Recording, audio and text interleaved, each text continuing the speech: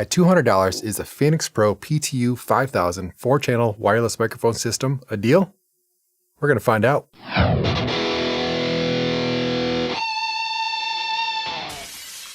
What is up, everyone? Bun Metal Head here. Today we're going to be reviewing this 4-channel wireless microphone system for Phoenix Pro. Just to let you guys know, this was provided to me by Phoenix Pro, but in no way will it affect my review. Quick overview, this is a 4-channel fixed radio frequency system.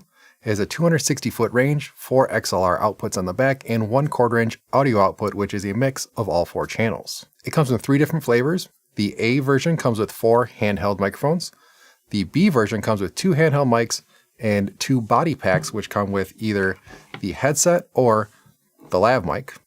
And the 3rd version, the D, comes with 4 body packs, which have the headset and Lav. I could only find the D version on the Phoenix Pro website. According to Phoenix Pro, this system can be used for interviews, presentations, churches, parties, weddings, speeches, and small gigs. I'm going to go over this system, and at the end, I'll let you guys know what I think about that. Now, what you get in the box is the rack mount receiver, an AC power adapter for the receiver, your microphones if you have those, anti-rotation rings for the microphones. If you get the body packs, you'll have the body pack transmitters, the headset mics, and the Lav mics. It'll also come with 2 antennas for the receiver, 8 batteries to power all of your wireless devices, a 1/4 inch TS cable for the mix out, and a 1/4 inch to 1/8 inch converter. Now let's get into each piece of the system, starting with the receiver.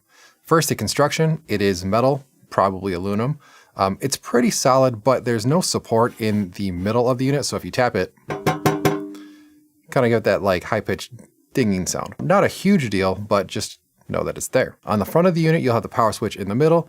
You have 2 displays with 2 channels on each display. The displays are static. Nothing changes on them, but they don't need to change because the frequencies of the channels don't change. Next to each channel, you have the RFA and AFA LEDs. The RFA LED is red and will indicate if it's connected to the transmitter. The AFA LED is green and will indicate if it is receiving a signal. And lastly, on the front, you'll have 4 knobs for controlling the gain of each channel. In the back of the unit, you'll have 4 XLR outputs and a 1/4 inch unbalanced mix output. Here you can use the channel gain to set the mix levels. You also have 2 antenna connections and a 12 to 16 volt DC input. Now, if we go back to the front, you'll see we have 2 holes on either side of the rack. I believe these are for relocating the antennas to the front if this is mounted in a rack. Unfortunately, they don't include any relocation hardware, so you'd have to find that for yourself. Moving on to the handheld mic. It is significantly larger than a normal handheld microphone.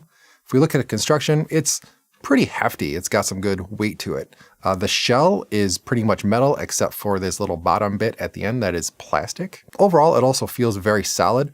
Aside from this little plastic bit at the end, it actually wiggles just a little bit. Not a whole lot, but it is there. The bottom sleeve of the unit will screw off, and inside here you'll have a mix of metal and plastic. We can see here why this bottom piece wiggles a little bit. You only have 2 screws here on either end, so it'll wiggle the opposite way of those screws. In here, you'll also have access to your 2 AA batteries. Honestly, if you didn't have the sleeve on here, I don't know if you could actually remove these things. On the opposite side of the batteries, it'll actually show the frequency as well. Interesting thing too, the top capsule can actually be screwed off and removed. At the bottom of the unit is the power button. You can probably hear that clicking sound and the spring vibrate. Let's try it up here.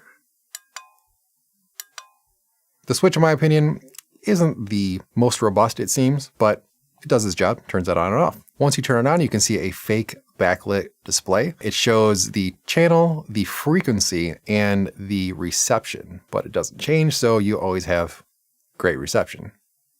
There are no microphone clips provided. The main body is much bigger than a normal microphone and won't fit in a standard clip. However, the smaller bottom plastic bit will actually fit into a normal mic clip.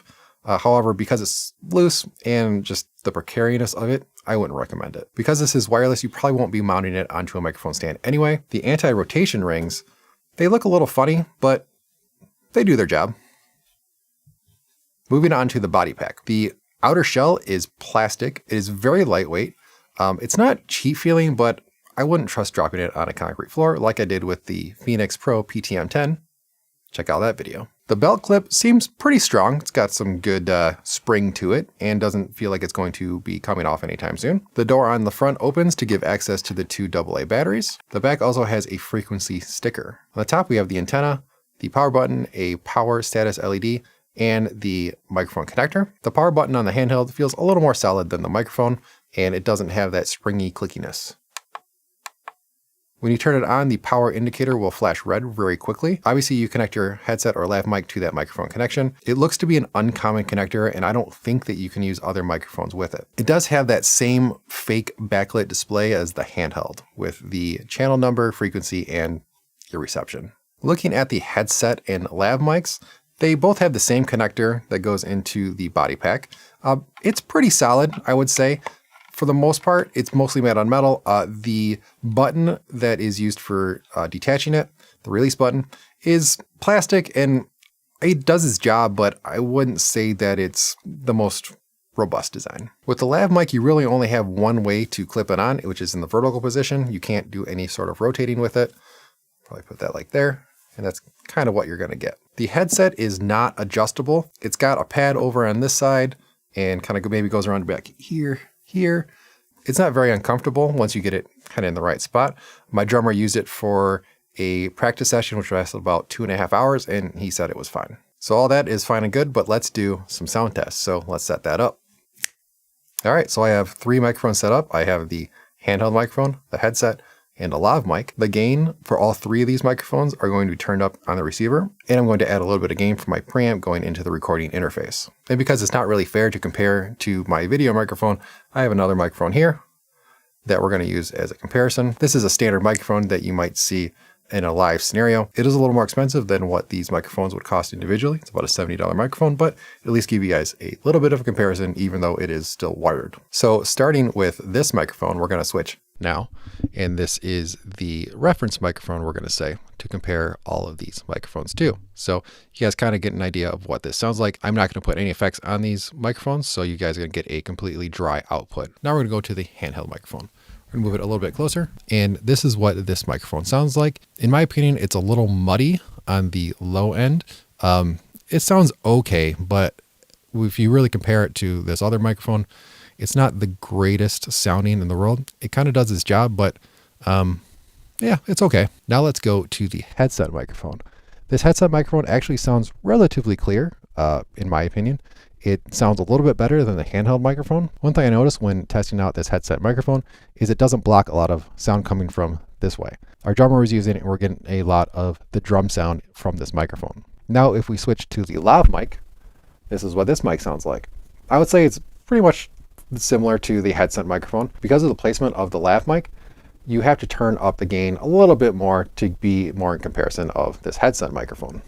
But overall, I would say it sounds the same. I would say that these are probably the same microphones, which is why they sound very similar. If we go back to this handheld, now you guys get an idea of what this microphone sounds like. Again, I think this is, of the 3 microphones, this is probably the worst sounding, unfortunately, but it doesn't sound awful. It just probably doesn't sound as good as these 2. And we'll go ahead and bring the reference microphone back in just so you guys can get an idea of what this microphone sounds compared to the other 3. All right, well, I think that's good enough for the sound test. We're going to switch back to that mic. Let's get rid of these microphones. Now, if you need 4 wireless channels and you only have $200 to spend, I think this system is definitely a buy. Sound quality aside, this is definitely a robust system. I haven't had any issues with signal quality or signal dropouts or any static or anything like that. So if you need a robust system, definitely look at this. It is also super easy to set up. I had this set up within 5 minutes of pulling it out of the box. Now, bringing up that use case list that Phoenix Pro had recommended, I would say most of these will work pretty well. I just wouldn't recommend using it in a live band scenario where sound quality really needs to be top notch. And I don't think I would use this at a wedding where you're probably getting paid pretty well and the people giving the speeches are going to be using the handheld mics and not the headsets or the lavs. But I can honestly see this being used in all these other scenarios. Well, that's it. That's all I got. And if you want to buy this system, feel free to use the link below. But hey, until next time, rock on.